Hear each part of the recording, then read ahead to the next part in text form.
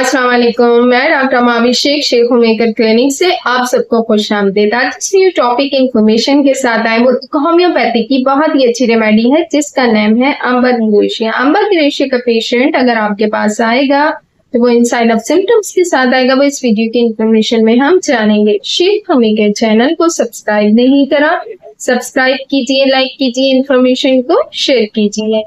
Start लेते हैं अपनी वीडियो का कि अगर अम्बर गिरेशिया का पेशेंट फीमेल लेडी आपके पास आती है तो एक हिस्ट्रिकल कंडीशन होगी, उसकी बहुत ज्यादा टॉक्सिक होगी, बहुत ज्यादा बातनी होगी।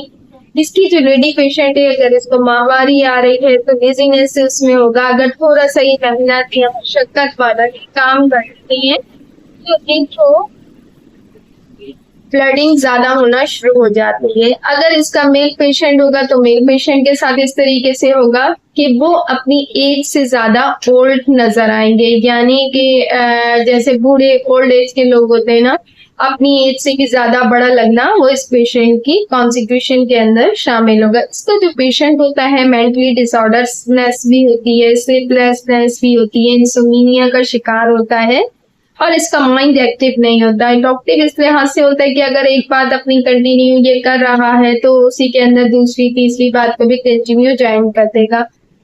फिर इसके पेशेंट में इस तरीके से होता है जैसे हम अगर एग्नेशिया की बात करते हैं तो उसमें एक सैडनेस सी पाई जाती है, ठीक है, किसी चीज का दुख हो जाना, किसी चीज की सेपरेशन हो जाना, इस किस्म का कॉन्स्टिट्यूशन होता है। अच्छा, इसका जो पेशेंट होता है उसमें इस तरीके से होता है कि अगर ये कोई सॉन्ग सुन रहा है, कोई गाना सुन रहा है तो ये एक वीपिंग करने लग जाएगा, यानी कि ये रोने लग जाएगा।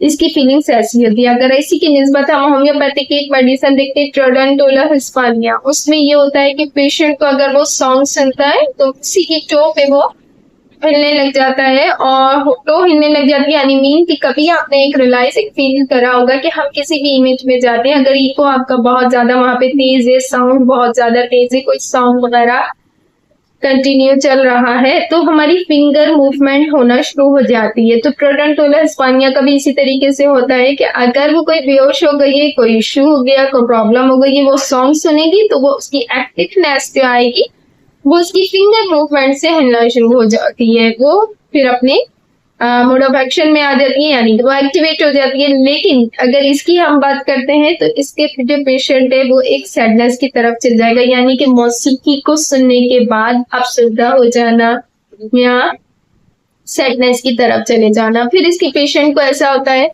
कि चेस्ट रेस्पिरेटरी से भी रिलेटेड इसको डिजीज होती हैं, ड्राई कफ होगी, इसको चेस्ट इन्फेक्शन हो सकता है, नमूनिया की कोई कंप्लेन हो सकती है, वो इस मेडिसिन में होती है।